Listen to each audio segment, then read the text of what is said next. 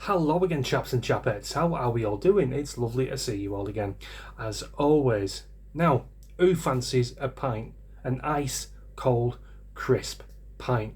I'm paying.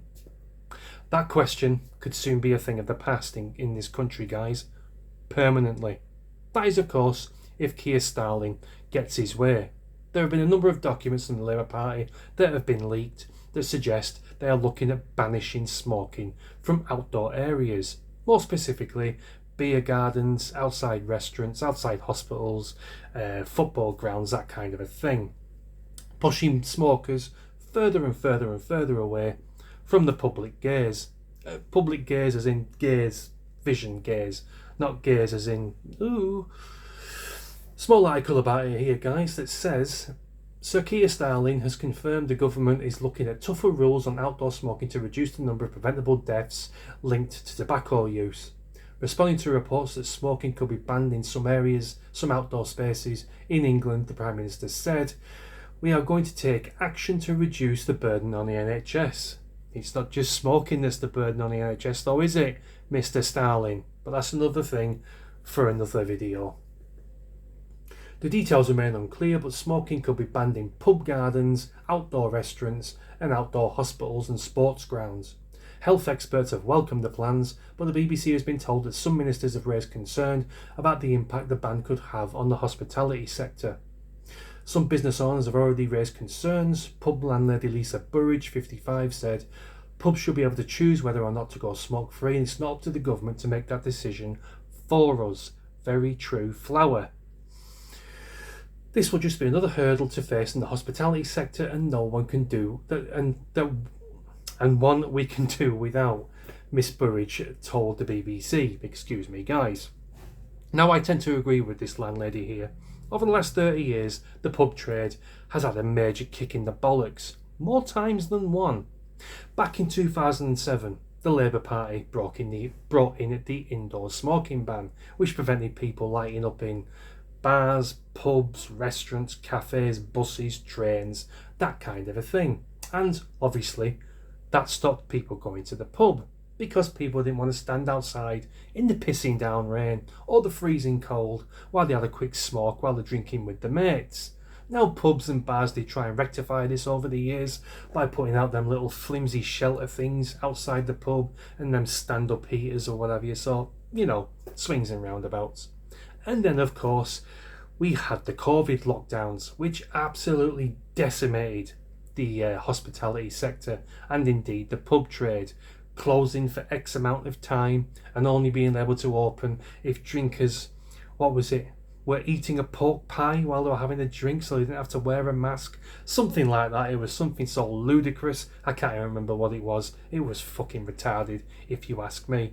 And now, of course, we have these proposals to push smokers even further and further away from the pub trade. If there's one thing that pubs cannot do without, particularly now, is lack of custom.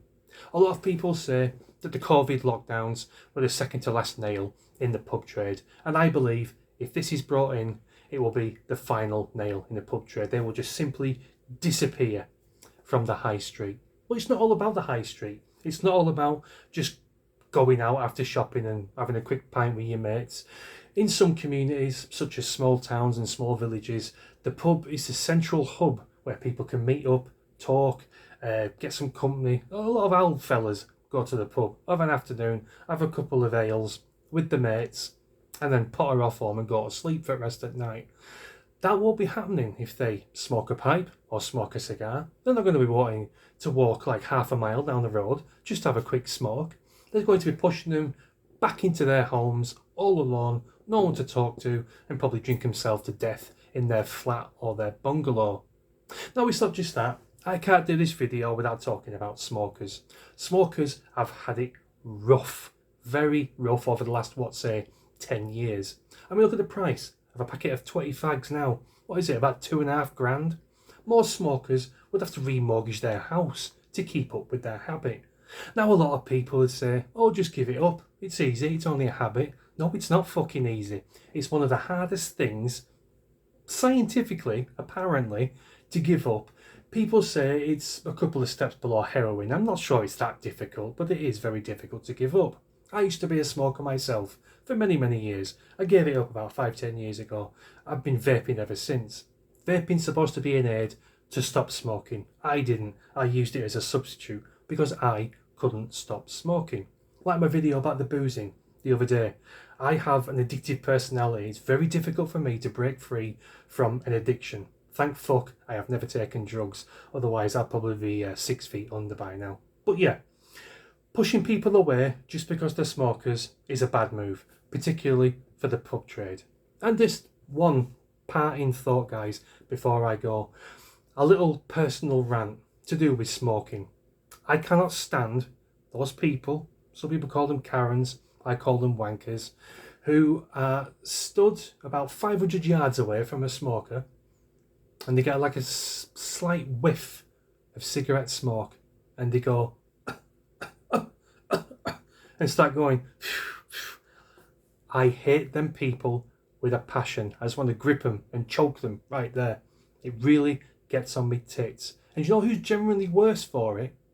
Ex-smokers. Sanctimonious ex-smokers who are there coughing and spluttering at the very smell of a cigarette, and then some of them stand there lecturing you on the dangers of smoking, even though they've only been quit for about 4 or 5 weeks.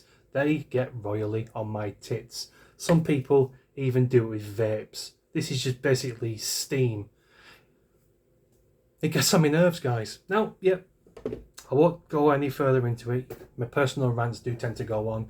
This should have been about a 3 or 4 minute video, and look at it now, it's about nearly fucking 7 minutes. Shut up, Daniel. Stop the video. Let people get on with their day, and yeah, I'll see you in a bit. Thanks a lot for watching, guys. Let me know what you think in the comments. Cheers.